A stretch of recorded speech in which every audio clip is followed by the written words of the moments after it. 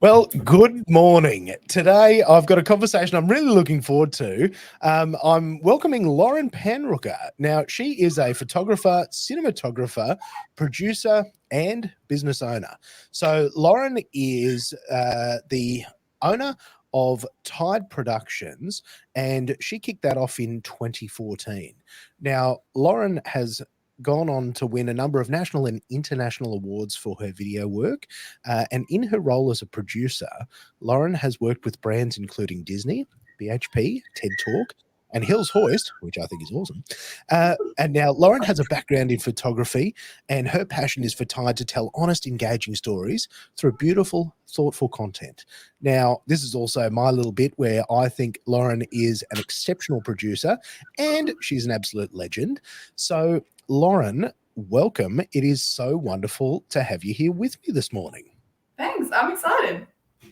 Now, I know you're a little bit nervous. You were telling me just before we went on, so we're gonna get that one out of the way first. Now, what I would like to do, and where I like to start, is I would like to talk about young Lauren. So, were you the sort of kid that liked this sort of stuff at an early age? Were you into photography and stuff when you were just a whippersnapper?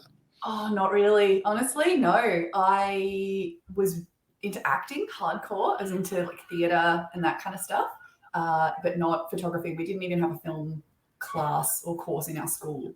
So I didn't experience anything with a camera until I was at TAFE. Like I studied a TAFE degree in performance and picked up a camera there just sort of as a little hobby. And it kicked off from there. That's where I fell in love with it. So talk to me about performance. Oh, it feels like it's two different people. Like I feel like I'm talking about a different person when I speak about it. But I was theatre class after school, big into it, desperately big dream to go to NIDA, become an actress, studied theatre at South Bank Institute of Technology, which is now I think South Bank TAFE, right across the road from QCA. And graduated from that, going to be an actress, auditioned for everything I could get my hands on and got a role in a student short film for some of the kids at QCA. One of my friends actually got the role. I didn't even audition for it. She got the role and something happened. She had to back out. She's like, can you cover for me? I'm like, great, I did it. I got it, got a role. And I saw the piece at the end and it was beautiful. I actually would really like to know who those students were. But sort of back then I didn't take any note of it. But the content at the end was so lovely. And I thought, these guys are students. If I could cut out the middleman, if I could stop all the auditioning and the failing to get the roles and the you don't look right, you're too tall, all of this sort of stuff, and make my own work, I wouldn't, I would take all this stage that I can't seem to get over. I could remove that. So I undenied about it for a really long time, and I enrolled at the film school with the sole intention of networking to get roles as an actress and to learn how to make my own content, tell my own stories, write my own scripts, film my own short films, and hopefully then go on to grander things. That's all I did in first year. Auditioned for everything, got every role because of course, hey, she's right there and she's keen. And then in second year, I did cinematography course, and it was just so fun. I loved it so much. Then I acted in a bunch of other people's films, and I filmed my own. And I remember just sitting there. I don't remember even what the role was, but I was sort of dressed in this gypsy outfit, and I'm watching the camera team, just thinking, I just want to be on that side of it. Like I just want my scene to be over, so that I can go and see what settings they're choosing and see what lens they've got. And I just had this realization that I was on the wrong side of the lens, and that was it. The third year came around and everyone's, oh, you want to be in this one? You want to be in this? No, I don't. And I'd won a couple of little awards in second year for some producer roles that I'd done. And so everybody wanted me to then produce. So what do you want to produce? No, I want to direct. I want to be a director. So I turned down everybody. No acting, no producing, just directing. Nobody trusted me to directing. So I ended up in these like scrappy roles for my grad slate, which if you haven't done film school, for some bizarre reason, grad slate is everything. If grad slate doesn't go well, you're dead. It's all over. Which I have since learned is inaccurate. But that was it. I didn't get the roles that I wanted. And I realized that I wanted to be on this side of the camera, and I got the position of director for WIL, which is work integrated learning. So you get to work alongside a real client rather than sort of making a short film of your own dreams. And a lot of people poo-pooed WIL, corporate, sellout, terrible, blah. And I loved it. I lost my mind over how much I loved it. Not only did the story that I got to tell have a platform once it was made to go out, ready to go, but people saw it. So for every short film that I was involved in for Grad Slate, or for every friend of mine who made a short film, for every short film that I made, your mum and 6 of your closest friends watch it, and then it goes on YouTube. And I had this piece of content that the Minister for Health had seen, and 16,000 of Queensland's hospital staff had seen it. And I realized that this is where I wanted to be. I wanted to be in communications, advertising, and I wanted to be behind the camera more than in front of it. And so that was it. Then I sort of graduated and was like, well, everything I thought I knew is wrong. What on earth do I do? And so I had a phone call from the woman who had been the client from the WIL project. And she said to me, if you can get yourself together, get insured, get a ABN, get an ABN and make yourself a little business, I'll get you to do some conferences and things that we have. I panicked, lost my mind, stressed, couldn't figure it out, didn't know which way was up, called some friends of mine to sort of wrangle this thing together. And a really good friend of mine, Tish, was like, yeah, let's do it. So I was director, she was producer, and we started what was called L&L Film Productions. We did a couple of corporate gigs, we did some videos for cafes, we did some music videos, anything we could get our hands on. And on my business card said director. I was a director when somebody asked me what I did. But all of the tasks that I wanted to do, like I wanted to write the call sheets, I wanted to pick the crew, and I just, again, I sort of had this realization that I actually don't want to be a director as much as I want to be a producer. So I bought L&L in 2017. Tish went on to America. We still stay in contact. She's incredible.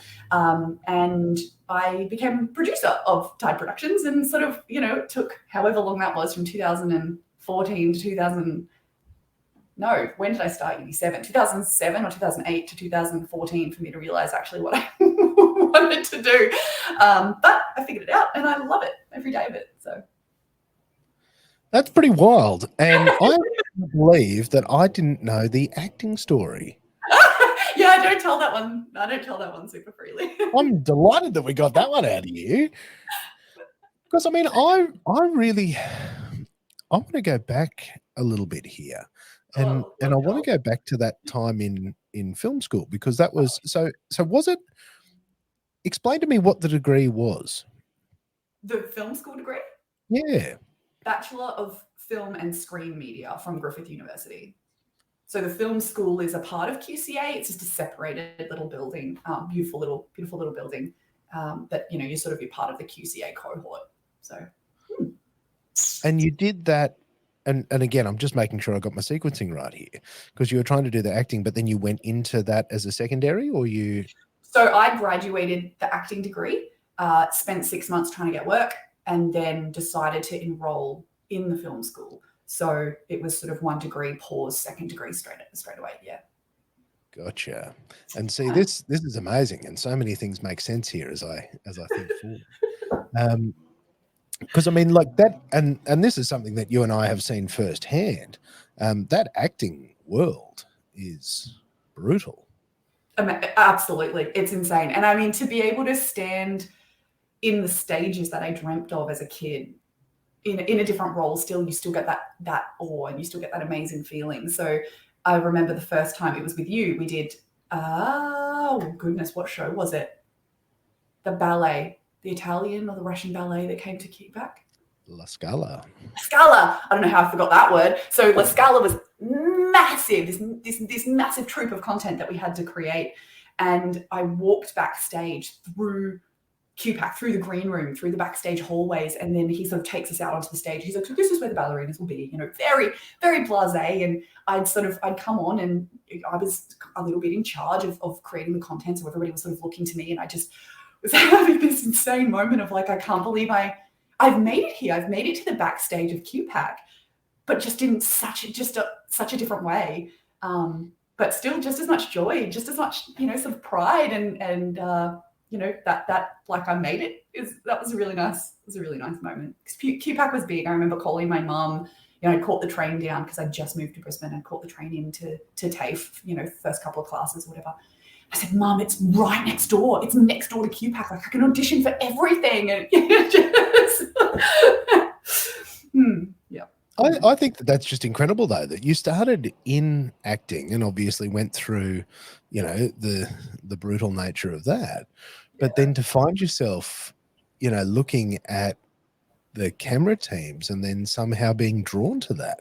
I think I mean, for me, it's and this isn't going to be for everyone, but for me, it was every part of the expression, every part of the creativity, every part of the storytelling. It was all of that joy and all of that, sort of outpouring of creativity. But it didn't hinge on other people because I could tell it myself. I didn't require somebody in a plastic back chair to tell me that I was good enough to be in this short film, or to tell me that I was good enough to be in this play, or, I was right. A really common one I got was, it's good, but I'm taller than the lead actor, so I'm out, Also, potentially, I wasn't very good. Hard to say. I quit pretty early on in my career, but every stage I hit came up against somebody else had to decide if I was allowed through that door. And filmmaking didn't have those doors for me because I was holding the camera, so get out of my way. And I think potentially too because I embraced the corporate client like an ally. I think I overcame a lot of boundaries that other people hit in advertising when they first emerged.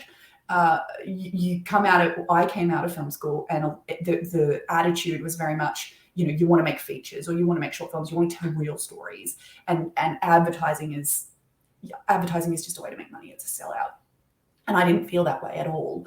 I love the ability to find out what the heart of a small business is or what a big business is, and then display that in a way that resonates to an audience.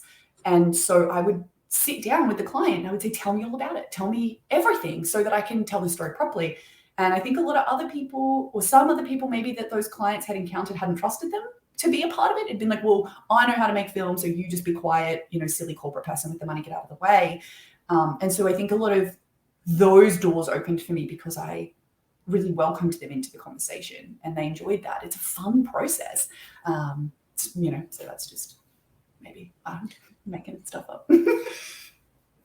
I have seen this attitude a lot as well, and in particular from people that have been through the traditional film school route, where there certainly is something there where they think advertising is the devil, and you're selling out doing that sort of work, and they'd much rather go and make creative pieces of work to try and win, go and on the road and showing their films, and absolutely, which yeah.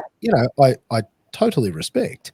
But one of the things that I think is often failed to grasp is the commercial reality that if you don't make some money, you're not going to be able to fund your little side projects as well. I mean, I also get a lot of joy out of the fact that people who make some of that content then need what we do to get audiences. So I've had, we've had the opportunity to create some hype reels for feature films that have come to Australia, or, there'll be, for example, you and I often do opening nights. So there's the idea that beautiful, sort of pure expression of art then comes to us anyway, because they don't get to show what they do to anybody unless people know about it. And the only way to know about it is what we do. So it's a bit like, I enjoy that. And I think that that's correct. Like that sharp storytelling and making advertising as beautiful as you can. Like you still, you're obviously trying to sell something, but it doesn't need to be, free steak knives style of advertising. It can be beautiful. And I guess that's always stood at the heart of what I've believed. And I guess I'm interested to hear your thoughts around how that idea of just making it beautiful. Yeah, I mean, for me, it's about finding a group of creatives that have the same values, that are as passionate because that's the environment where I can do my very best work. I think if you are surrounded by people who are as excited as you are about an idea, then those ideas start to flow, and it becomes, how can we make this better? How can we, what lighting angles can we do to make this more exciting? Or how can we break away from the mold while still following that sort of traditional, system of storytelling? All of those sorts of things become exciting and become quite fun when you are in a group of people that all have that same idea. When you start, and I've done it a couple of times, work with people who just are not of the same mindset. And that's fine. They go and work with people who have the same mindset as them. They might be much more serious. They might, just want to get in and tell that story and get out again. I don't know. But, I think you find your troop of people and you start to create with them, and then you don't really let them go. I know I've got a pool of, creatives that it's, you hear an idea and you go, I know the team for that, no question. And you call them up, and that's just becomes about helping the best. You didn't know all these things when you got started, did you? This is, you're speaking as an experienced producer here. I also, and again, you keep jumping forward here, but I'm I just sorry. want to come back. 2007. You said to me you started. Well, that's when I started my degree, I think. Oh. That can't be right. I think I graduated in 2007, like school. So 8, 9, 10. So I graduated my TAFE degree in 2010. Sorry. That makes sense. What I really want to get to here is the start of L&L. Talk to me about those early days in the business. And, again, it's something that a lot of people experience, the complexities of pitching your skills and trying to win that business. Absolutely. We had no idea what we were doing. I was really lucky that I had a colleague and friend who I could bounce all my ideas off. I work best collaboratively. I always have. So something as simple as writing an email would be, we would both sit down side by side. We would write that email together. I remember after about a year of business, we got a business mentor, and he said to us, what roles do you do each? I assume you've split it up. I'm like, no. And he's like, okay, well, who does the invoicing? I'm like, both of us at the same time. And he's like, who writes the emails? Like, us. Like, we sit down at our desk next to one another. We do literally everything as a team. He was like, that is so impractical. So, just that idea that the way that we started was everything was together, because, she may tell this story differently, but I had no idea at any point what I was doing. So having somebody next to me to go, does this sound right? Is this what we should do? There's a big part of it for me. Guessing our way through a lot of it. We made some mistakes. A lot of our clients were really forgiving. We would come into every conversation. We never walked in pretending that we were the bee's knees. We never came into any situation going, we are the absolute best, trust us and get out of the way. The atmosphere we tried to create was always collaborative, and we would explain that we were new. Like, we've been in business for this many years, and this is why we want to tell this story.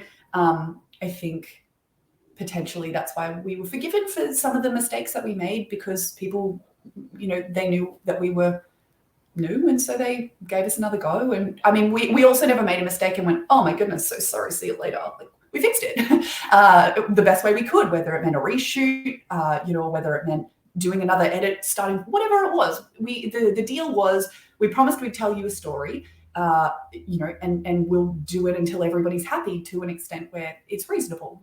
We didn't really have anybody that tried to take us for a ride, and the very few that we did, we dealt with as best we could, I think. And I also note that you refer to yourself as a photographer first.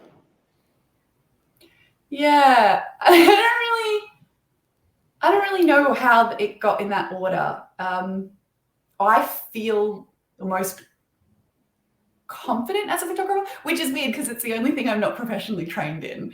So I have degrees in everything else that I do, but I don't have a degree in photography at all. But I think when you go onto the website, a lot of the photography is mine,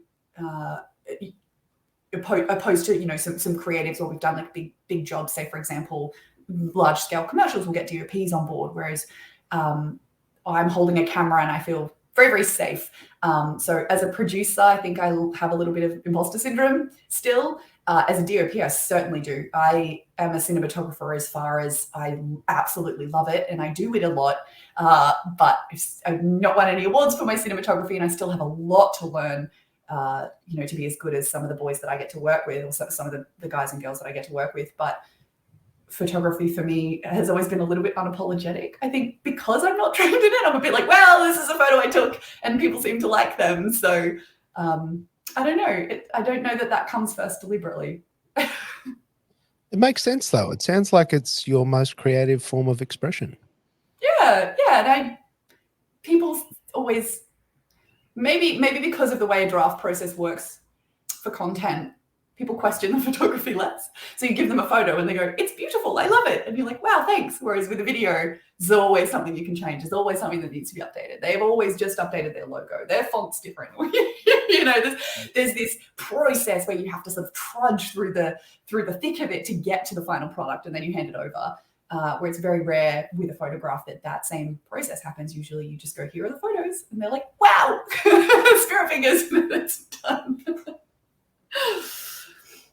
And I appreciate that as somebody who's untrained as well.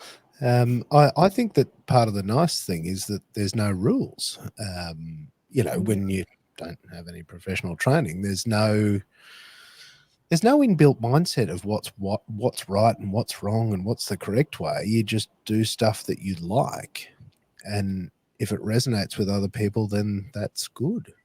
And I'm still learning. So I unintentionally got a very specific style, very specific color palette. It's a look and feel that my photos have. And my production manager, she wanted to learn stills. I just upgraded my kit. I just upgraded my camera. So I said to her, look, you take the 5D, which was my camera. You take the 5D back to Melbourne, that's where she's based, and do some shoots, play around. We'll book you some beginner clients, and you can get started in that. Oh, wow, okay, so she came up to Queensland and we did a little masterclass, and she took some photographs of the little set that we'd set up, and then we put it into Lightroom, and I'm teaching her how to grade them. And I'm a little bit cocky. I'm like, oh, lighting up this way, this is how much it needs to be increased by this and this and this. And she's like, oh, I was going to do it a different way. I was like, oh, please take over. So I roll my chair out of the way, and she takes over, and they were beautiful. Absolutely, would enter them in a competition, beautiful. Their lighting is nothing like what I would have done. It's darker, but it's softer, and it's got this mood to it that it just sings. These photos were amazing. So they're so, so, so beautiful. Oh, thanks, so fun to learn. And I just walked away from that going, you just gotta deflate your head all the time, because every opportunity to work with somebody, whether they're just starting out or whether they have been in the industry for 50 years, is an opportunity to learn and to become a little bit better at what you do. I think that's very valid. And, I also love the fact that, you've been through all these things, and you do also get the opportunity to teach, if you're happy to share a little bit about that. Oh, yeah. So I'm a sessional staff member at Griffith Uni, and I love it. I teach when I get the opportunity. I teach third year screen producing, which I love. I would very much like to rename the course "How to Get a Job When You Graduate," because for me, producing is a very specific role with very specific tasks, but it also encapsulates the idea of getting your content seen in a really broad stroke. So if you're a magnificent cinematographer, how do you get your work seen by anybody, whether that is to get a job at a production house, whether that's to get a client to do some freelance work for, if you're a sound designer, I felt when I graduated, I didn't really understand the next step. And for me, that's what this class has become a catalyst for me to share. How do you step out of university? Because there are 1,000 different ways that you can go. Certainly not instructing you which one to pick, but it's just understanding the best way to do that. Really simple skills like email writing. Do not ever, for any reason, ever write the sentence "to whom it may concern." Just don't do it. It's not a sentence you should ever write down. Find out who they are. I love the story. I actually tell the story of how you and I met, Scotty, because it's one of my favorites. I think, look, there's blurry bit. I think I looked you up. I don't remember how I came across you, but I remember thinking, these guys are on the money. They're content is sharp and beautiful. Their website is amazing. They are so, so, so cool. So I Google stalked you. I found out all about you, who the owners of the company were, blah, blah, blah. And I emailed you. Scott, my name is Lauren. Your work is amazing. My favorite piece of yours, I think it was the matte art painting under the bridge. I think that's the one that I mentioned. It's magnificent. The artwork is beautiful, but the cinematography is next level. I would love to buy you a coffee. I think potentially you were like, maybe one day, okay, nice stranger. And I emailed you again. What are you doing? Where are you? Like, I know that your office is in West End. Can I come? What's your coffee order? Oh, well, I'm free maybe next Wednesday. And it just rocked up. I just came. I bought a coffee from down the street, I think. And I just was so desperate to meet you. And then we sat down and we had a conversation, and we had the same opinions on a lot of stuff. Content should be beautiful. Content should be fun. There's no situation professionally where you would ever belittle anybody. Like, I mean, I don't know that we talked about that exactly, but you start to get to know somebody and you realize that you're on the same wavelength. And I think that's the kind of, there's a balance between stalking and initiative, but you shouldn't just sit behind a desk writing to whom it may concern, I would love the opportunity to work with you, send, and then not hear anything and pull a sad face. Like, get out there, go to events, go to meet people that inspire you and force your way into their lives. Because that's what's all this stuff. I don't know if you guys can see me, but like most of my most proud projects are like framed on my wall, and half of those are with you, Scotty. Like, you find your people. I think you're spot on there. And interestingly, that specific story is one that's come up a number of times in people that I've chatted with recently, where they've just seen a company that they wanted to work with, and mate, they just kept knocking until somebody let them in. They're like, hello. Absolutely. Hello. Yeah. that story actually keeps repeating. Of how people basically just beat the door down until they get let in.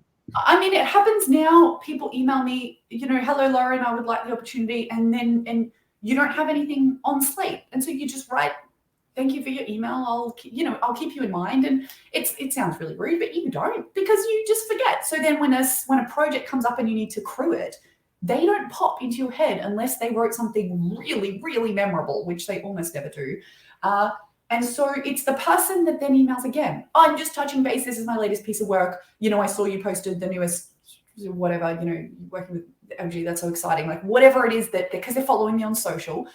And then I go, you know what, I actually need an assistant for this. Or I need a runner. Or, hey, I've emailed people before being like, hey, your CV says all this stuff about graphic design. Do you actually can you animate? Yes. Okay, I need an assistant animator. Like, if you're emailing them at a relatively appropriate, amount of intervals, then at one point you're going to email them when they're trying to think of somebody. And I think most of the people that I've worked with in that capacity, where they sort of come in as an intern or they come in as a runner or an assistant, and then they, you work with them more and more and more. Working with a guy at the moment who did just that. I taught him at Griffith, and he emailed me a couple of times, and he emailed me on the same day that I was crewing a project where my assistant wasn't free. And I was like, all right, Jack, mate, come on board. I need you for 2 days. Are you free? And that was it. We worked together like 6 times in the last 2 months. So, yeah. And honestly, I think that that's awesome advice. And, I've actually brought on a number of people over the years that have like just cold emailed me. And I actually had one yesterday, a fella that, has obviously found, what I do and shot me an email and said, oh, look, here's what I do. I've moved to Australia. Here's the work that I produce. And I had a look at some of the work and I'm like, that's pretty top notch. But, as you said, if you only send it once and then never follow it up, the 200 plus emails I get a day, plus the messages, plus the phone calls, you genuinely miss stuff and you're not meaning to be rude. Absolutely. But also sometimes the people are just dreaming. And you look at the work and you go, look, I don't think that would fit. But, and I'm sure you're the same. I'm actually always happy to chat with people and say, hey, I'm, as long as you're a nice human. Yeah. You're happy to just talk to them and listen. And I've had the interesting experience every now and again where I'll be in a social situation where I'll say, oh, what do you do? And I say, I run a little company called Tide. Oh, yeah, I've heard of you. I'm like, No, I'm sorry. I don't think it's called Tide Productions, like the ocean, huh? And they're like, yeah, I've heard of you.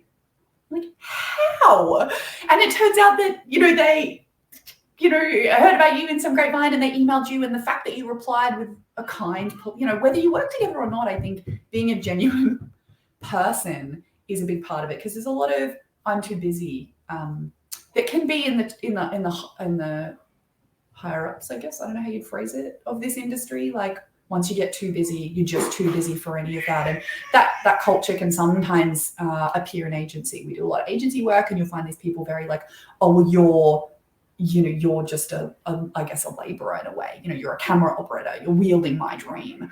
And so we don't genuinely work too many times with those kinds of agencies, because the culture that we create is collaborative. We want to work together, and if there's a problem, we solve it together, and we're polite to each other if something goes wrong. How do we solve this? What's the best foot forward to make sure that the client is still satisfied, because sometimes mistakes, they happen.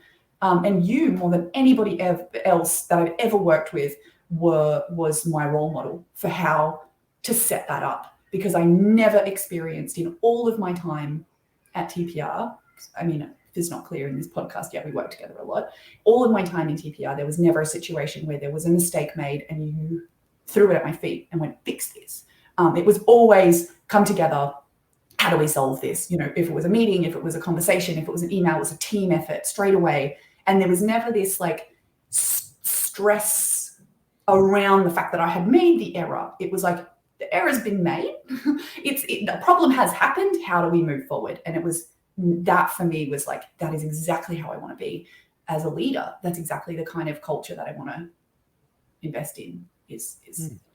Well, nothing good comes from that. And I guess my background was that, I worked in, big corporate, and, 9 times out of 10, you were being yelled at for something. And generally something you weren't responsible for, but they just needed someone to yell at. And I was always disgusted at that sort of behavior, because not only did it not fix the problem, it made me not want to try. Yeah. And, and you just end up going, well, whatever, mate. And I, that being my lived experience, I sort of thought, why on earth would you do that to people? Why would you cause them that sort of trauma? And, sure, you might get a short-term fix, but, that person is not going to stay around. Yeah. Yeah.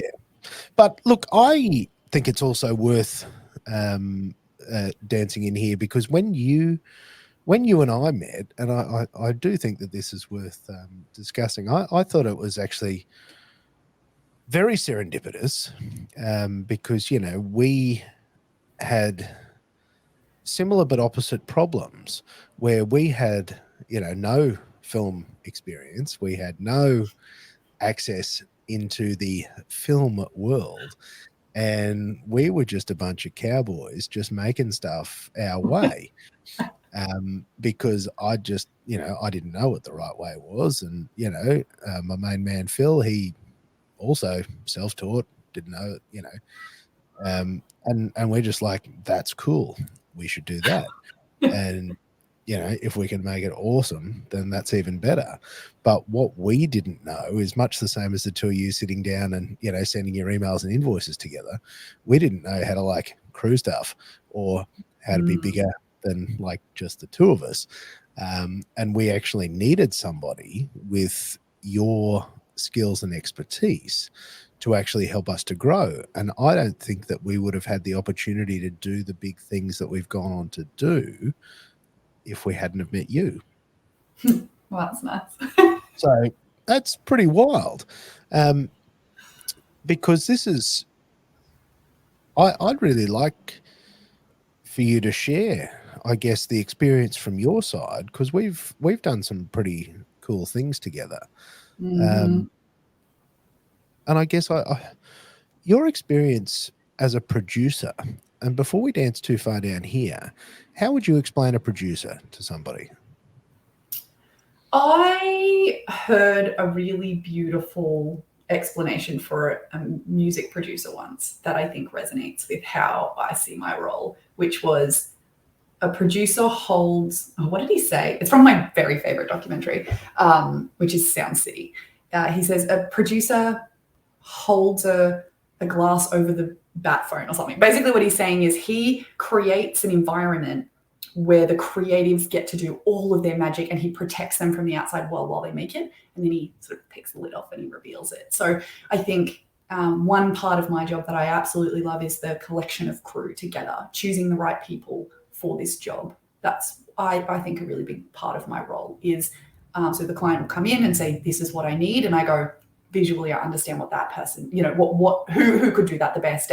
And to create that kind of soundscape, we need this person. And they also organize the budget in a priority. So do you spend all of your money on visuals, or do you know, I've done projects before where you have a very small budget allocated for camera and camera crew, then this massive budget for sound because there's this beautiful, intense soundscape, but the visual is quite simple. And that's a really creative decision. So I call myself a creative producer very specifically. I'm not here to just sort of sign your paperwork and then let you do whatever you want. Like I'm a part of it. And the fact that I own the business gives me that opportunity to dictate those rules, which is kind of fun. But yeah, I bring the team together that suits this project best. And then I allocate what elements of the budget should go where to make sure that the delivery is exactly what the client wants. So it's kind of like hearing what the dream is and then choosing all of the ingredients and then putting them in the right order so that the dish tastes right.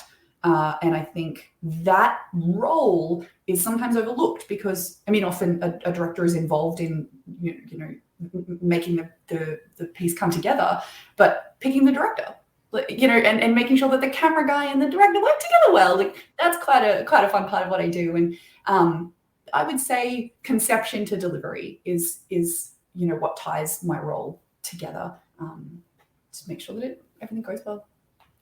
I think that that's a very good description. I actually like the description of I don't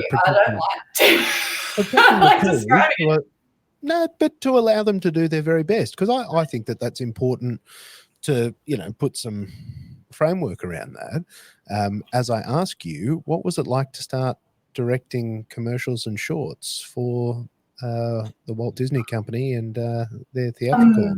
Amazing. It was amazing. Often a lot of the opportunities I've had in my career have come a lot of the skill sets that I've learned have come because I can't afford for somebody else to do it, so I do it. You know, that's how I learned cinematography. I was like, well, I can't afford somebody else to do this, so I'm going to jump in and give it a red hot go and do that enough times, and eventually it starts to look all right. And I think directing, you know, you heard my origin story about how I was desperate to be a director and realized producing was actually my calling. But sometimes what would happen is you would produce this thing to the finest detail, and then you would have to pay and choose a director to come and take over. Like that was for me every now and then for certain jobs. Some jobs necessary. I knew that I wasn't the right person to tell their story. But every now and then a job would come across your desk and you're like, I know every answer that they're going to ask a director, and I know exactly what the client wants. And I really feel that I can do this. So Drama Queens was one of those for me. You know, I had a line item there that said director, and I was like, get out, get out of the way, let me do my job. And so I just wrote my name down next to both roles, and you know, you greenlit me, and that was it. I got to direct my very first like on-air television commercial, which I was ecstatic about, because the idea of, you know, going to the months of pre-prod meetings and watching the show 1,000 times to figure out what angles every instrument should be shown at, and then to decide what part of the song you'll be looking at what instrument, like to go into that kind of detail and then give that to a director for me was a bit like, nah, thanks though. so you know, we did it. And again, when you've got a crew that you absolutely trust, a lot of those potential problems, they go away. There was no part of me that was worried about the angles not coming together, because I knew who I had on crew, and you develop this language with them. You know, make it sparkly is something that I say to Phil a lot, and he knows exactly what I mean. It doesn't actually has nothing to do with sparkles or angles. Like he just knows what I want when I say make it sparkly. And I think, you know, there's a lot of joy in that, in being able to just use the language and talk to a team that's trusted, and just get in and make the vision that you've got in your mind, make that come to life. It's really lovely. I get, and hearing that language and that creatives working together, because I think that's one of my favorite parts of the whole job is having people that are just extraordinary at their singular stream in this industry. And I've Mm, always found that's where the magic happens, when you've got just the most wonderful director, producer, grip, gaff, like all the way down the line. You've got people that you look at and you go, they are just, in my yeah. opinion, for this job, the very, very, very best we could have. And then you just get out of the way. Yep. Yeah. Let them. I often I have a little joke saying that if I'm not doing anything on set, it's because I've done my job right. So, if you see a producer running around stressed out of their mind, something's gone wrong. So if I'm sitting down watching the monitor, if I'm lucky enough, I've got a cup of coffee in my hand, that is a green tick. It's such a good feeling. I remember the cacophony of monitors that we had at Frozen. And it was you and I and, like a wall of clients behind us. And we're just sitting down literally watching magic. Like that's how I felt. And, Dean's off in the corner doing his thing. And there's some like enormous jib arm towering over the top of us. It was just a moment of we're here and we did it. And we're just letting it play out. We're just letting it roll. That was magic. The whole shoot. One of my favorite moments and probably most memorable moments of shooting, and what we're talking about here, is the Lauren and I had the opportunity to produce the electronic press kit, which becomes a TV commercial for Frozen, the theatrical production. And this was obviously very special for us because, to get to do something at that level, is terrifying.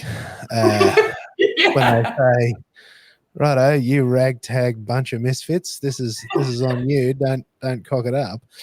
I remember sitting outside stage door. I was sitting on the ground with you guys as people were like bumping everything out, and like just on the footpath, absolutely wrecked, physically, mentally, emotionally, just broken. But knowing that what we'd pulled off was extraordinary. Yeah. And I vividly remember that specific moment of the day and the overwhelming relief that came with actually having done it. Yeah. I think I remember I had a smartwatch and I'd done like 17,000 steps that day or something. Like we talk about, when you're sitting down doing nothing, you've done your job. Well, there's elements where you still have to run around. I ran from stage to the hotel we were staying in like 6 times for a cacophony of different reasons. Like someone would need something and it's in the kit at base, and I would, I'll just go get it, like flooring it down the main street and sitting at full pace, like just fun. I think, yeah, when it's coming together, and there weren't any dramatic emergencies. They were all, I can fix this, I can get this done, or not even fix, I don't think is the right word. I can get that for you, or I can solve that, or I can make this task easier with this solution. Yeah, it was amazing. It is. It's very special. And I don't know if it's been a similar experience for you. But on the other side of something at that scale, I'm far less scared going into other projects. I certainly have a level of confidence now where I might not have had before. But, pulling off something like that.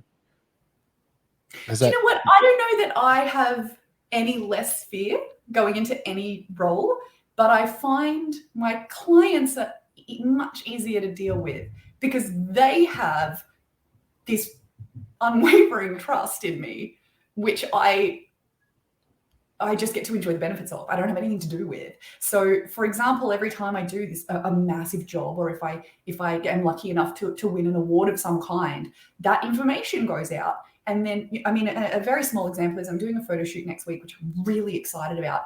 And the agency put together a brief packet for the client, and there's 2 full pages on why they chose me.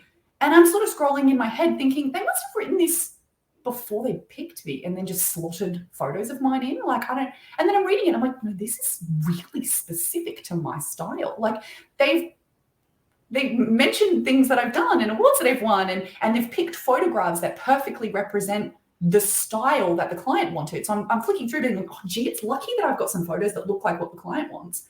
And I sort of just had this realization that actually I think they maybe picked me because I create content that the client wants, So there's this, I'm still going into this photo shoot next week, petrified that, anything could happen. And you've got that feeling of like, why on earth would they pick me for this when there are other photographers out there that have been working for like 20 years?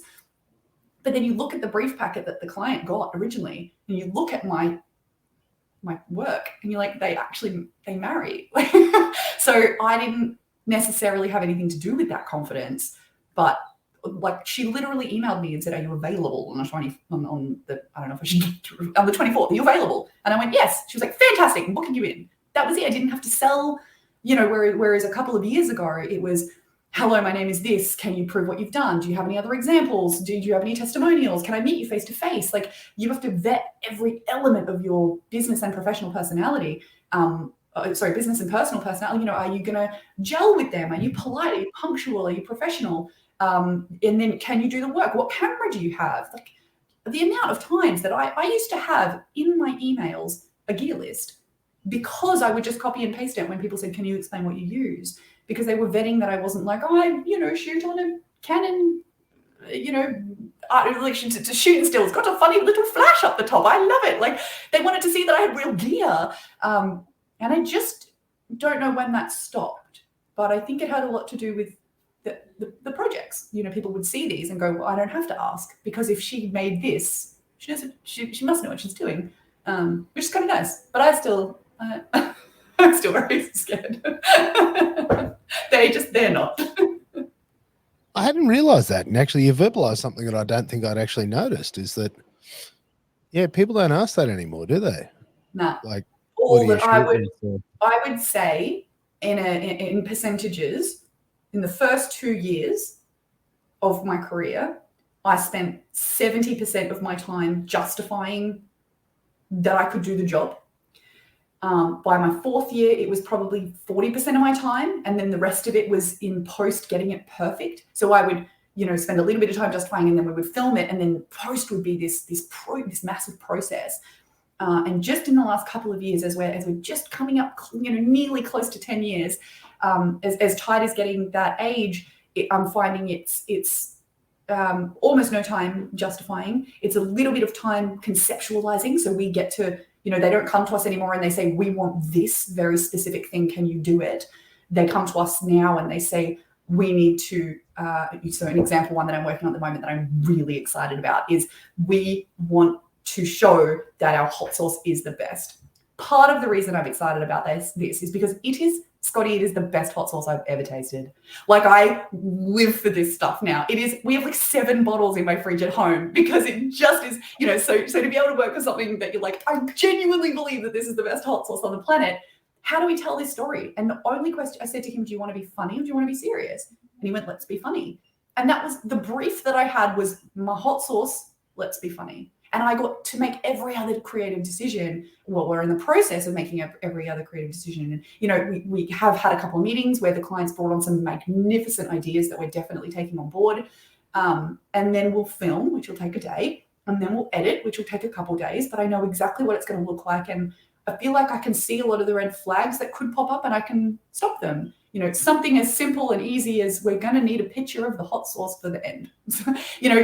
I know a couple of years ago, I would have gotten to post, sent them a draft, and then they would have been like, great, but how do we show the product? Oh, okay. And then you got to get the sauce, and you got to take a photo of it, and you got to, that we're going to do that on the day. So you eliminate a lot of those little things that we sort of went through a lot while we were still getting our feet. And now the process itself has become about the idea and getting it to be what I really hope will be like award worthy. And so that's the triangle of the creative process for us now, rather than, what it was before, which was like, prove it. And then you get the opportunity to make it very quickly in this sort of small span of time. Whereas now it's like the bulk of what we're doing is the fun part. It's a nice change, isn't it? Where, And you're helping me reflect on all this too, is the nice part, is that people really do. I get a phone call from somebody going, you do this, can you just make the thing? Like, what's your idea? How would you do it? And you're right, that's not something that would happen earlier. It was they would come with pages of ideas that were already approved by corporate. Like, yeah, you would be vamping, you would be making something that already exists, you make it shiny. Now we get to make it from scratch. And I think the same thing can be said as a producer rather than a producer at Tide. Often sometimes I'll get calls and I'll be like, hey, can you come on this project as a, as a producer?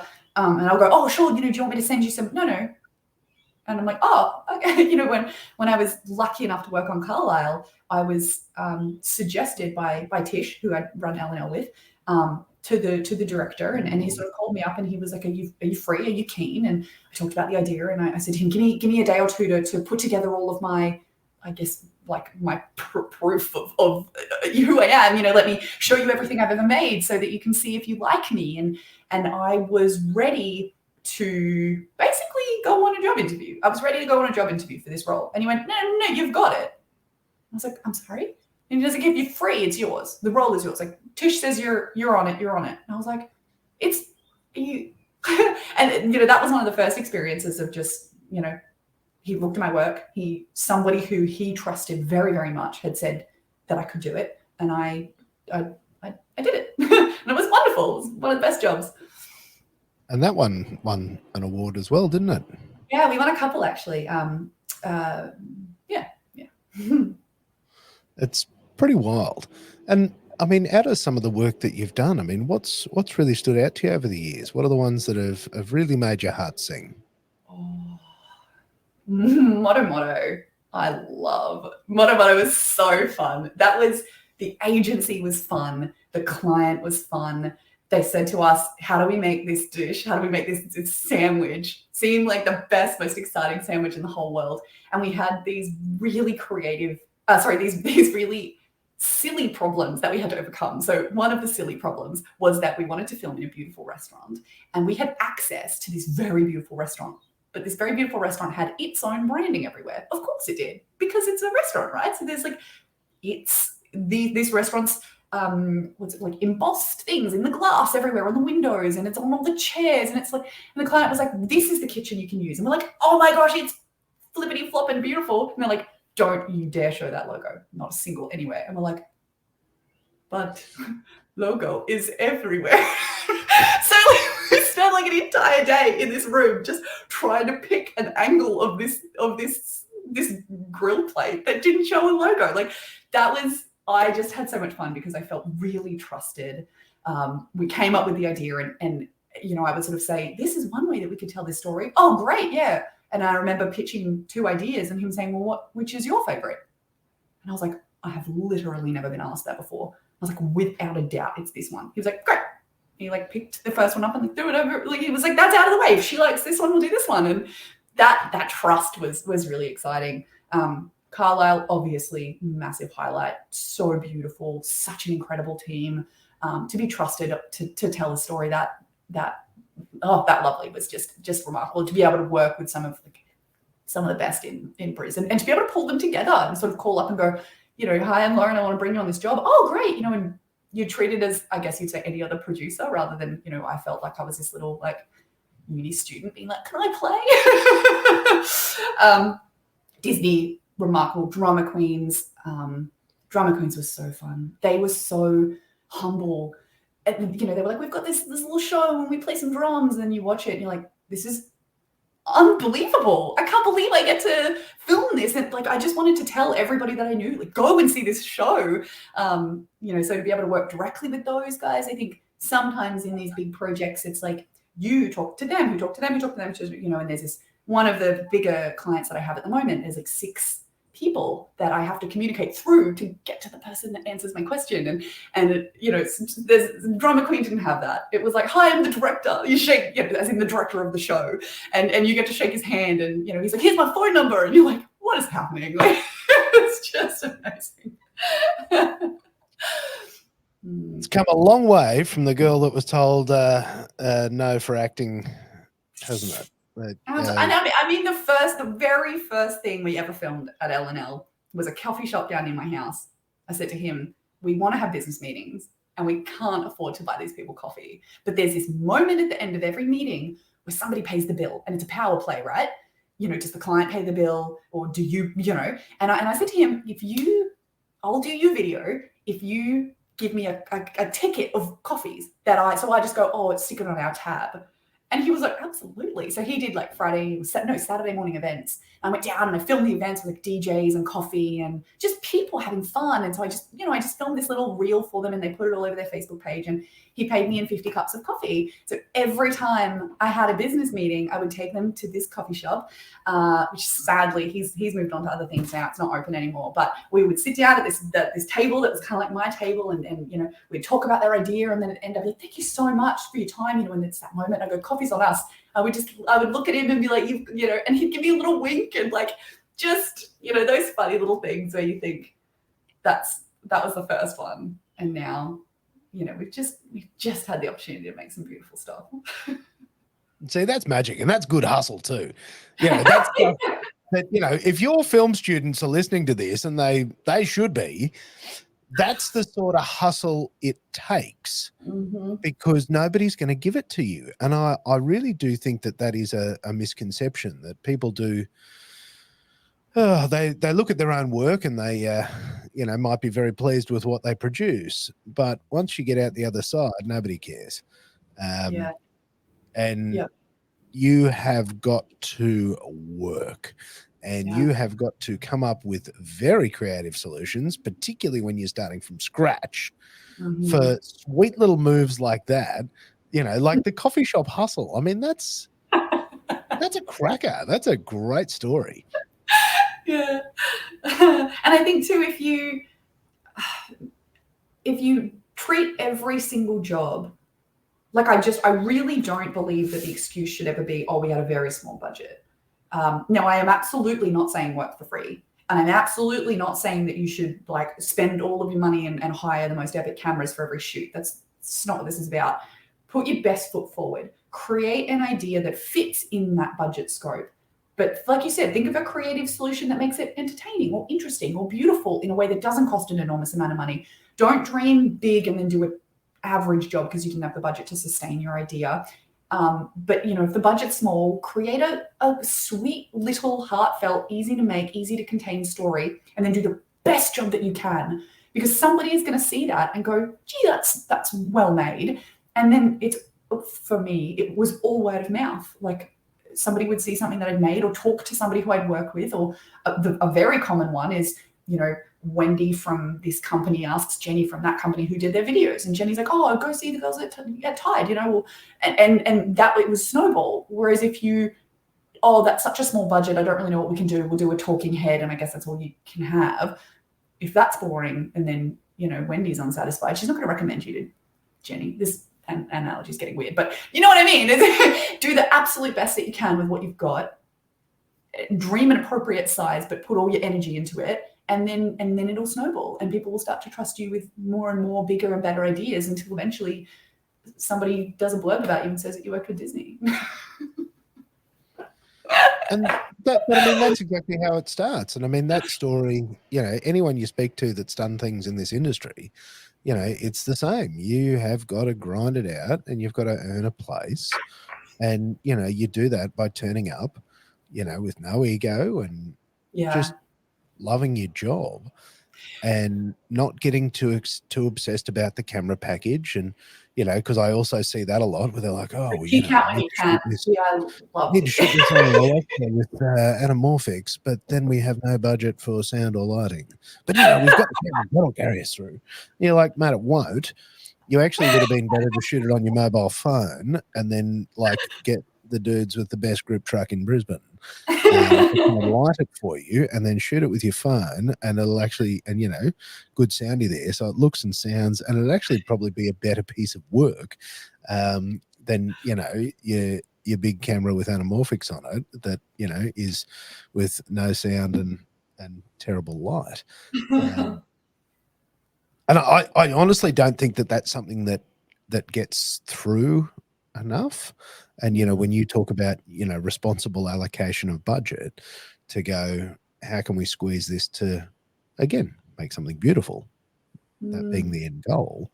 And the other thing I think to not lose sight of is, what's the story that you need to tell? Because you might have this, and it's happened to me before, I've had this massive idea of all this sort of stuff, and then you distill it down to the core of the idea, and you realize you're actually telling a story of your own ego. You're not telling a story that suits the business. And so you strip it all the way back down and you go, okay, we need to start from the bottom. What is the story? How do we tell it properly? Because sometimes you can get too creative. Someone very wise, it honestly may have been you, someone very wise told me, and I've carried this with me through my whole career, you keep, I think if it was you, you would have said hustling. You just keep hustling, and then eventually you'll look around and everybody around you that you were competing with, something's come up and they've moved, and then you're still standing. And I found that really true for my situation. So I graduated with, I don't know, 120 other people who all wanted jobs. And there were just people everywhere. And then I just kept on going. And then, blah, blah, went and worked in an agency, and yada, yada, went and studied teaching. And this person over here did something else. And it wasn't at all that those people were failing and I was succeeding. It was just that everybody's going in different directions. And if you follow your vision of where you want to be, eventually you'll be standing there. Whereas I think I am easily destructible. I definitely would have sort of, gone off and followed something shiny by accident. Whereas if it was you or Dean Moore, said that to me, and when I get really overwhelmed, or I feel like I'm competing in this world where there are just too many other people playing, I just stop and I go, just focus on this one project. Just get this out. Just do your job, head down. And then when you stand up again, it'll be a different landscape. And it is every time. I do hope your students actually watch this, because there's some real gems in here in terms of like that lived experience and an appreciation. And it's one of my favorite things about this industry is that you will not last. Like if you don't love it with every ounce of your being, absolutely, like, mate, you will not make it. If you do, you'll be really miserable, and you'll be that person, that client that everyone hates working with because you're so miserable. Mm-hmm.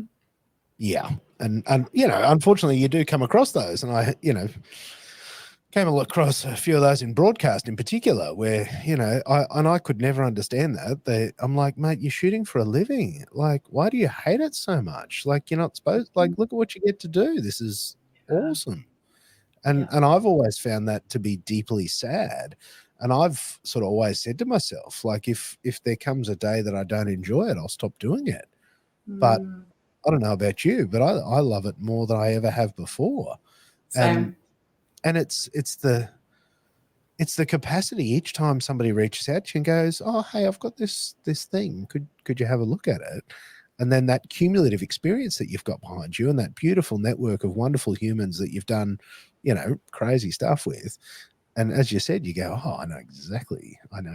You can see in your head, like you can imagine the story, you can see the pictures, and you're like, I know exactly who I need to bring this to life. I don't know. There's something really magical about that. I agree. Yeah.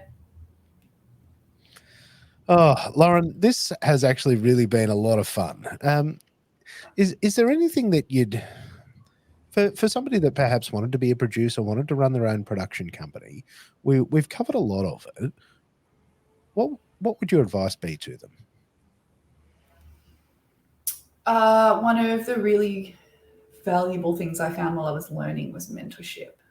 Find somebody that you trust, and don't cling to them like a lifeboat. I think I did that a couple of times with some mentors. Like, it was like, if I don't have you, my business won't survive. That's not what it's about. It's about finding somebody who you can bring questions to as you're learning, and a really safe environment where you can be like, this is happening. Like, I've sent this pitch and they've come back with this and I don't know what to do. Or I've sent this quote and it's been 6 months and now they want the same price. How do I handle it? Like, those little things, when you make those mistakes, like if you handle that incorrectly, you lose a client, which blows. But if you could just brainstorm off somebody who's like, no, you've got this, you know, a student called me recently and they said, you know, I've pitched this idea, and they've come back and they've said they only have, so I'll put some fake numbers in for the story.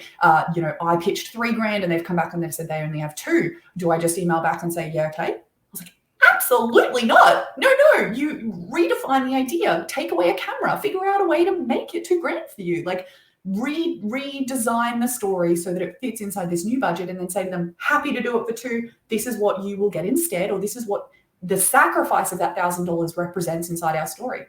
Oh, okay, yeah, great. So now the client understands that he, you know, because one of the biggest things I did when I was first starting is, you know, you'd say 1,000, they'd say 500, you'd say, okay. And then the next time you'd say 500, they'd say 300, you'd say, okay. And they just realized that you were free, because in your own head, you were everything that was being, like every dollar was profit because it's your own business. That is not accurate. You know, so those having a mentor to sort of workshop that kind of stuff with you was great. I had some amazing ones. I still do. I have people in my life that I consider mentors now. So that would be a big tip that I would say is find somebody that you trust, or some people that you trust, and just have somewhere safe to ask those questions. Yeah. And Lauren, if people want to follow your magical adventures around the internet, where can they find you? Instagram, Facebook. I think we're on Facebook. I'm not very, where else? LinkedIn. I have the LinkedIns. I am on the Facebook. Well, Does that answer your question? My website? Yeah, mate, share it, because what I'll do is I'll share those in the links underneath the show from today. Great. So that people can track you down, and if they enjoy what you said, they could reach out to you at least 3 times, and say, "G'day, Lauren." Because do not start the email with who am I concerned. Actually, you do.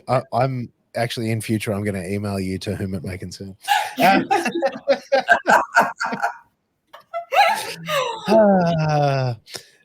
Lauren, I really appreciate your time coming and chatting with me today. It has been really lovely, and you know, surprisingly quiet too. I was expecting. It's surprising. Look, I heard a couple of noises because. You know, not only does Lauren have all those things, but she's also, you know, a working mother. I have a very cute 16-month-old who is not okay with my office door being shut. No, would be very upset because, you know, that assistant producer there wants a say on everything that's going to be done. Lauren, thank you for your time today. It has been a real pleasure to have you here. And yeah, as I said, I'll share all the details where people can find you. Thanks for listening. They can follow your next adventure. Amazing. You're great. This is great. You're good at this. See, I told you, not scary at all. Not scary at all. Right. All right. Well, until next time. Okay. See you later. Do I get outro music? Do I wave? Can I roll?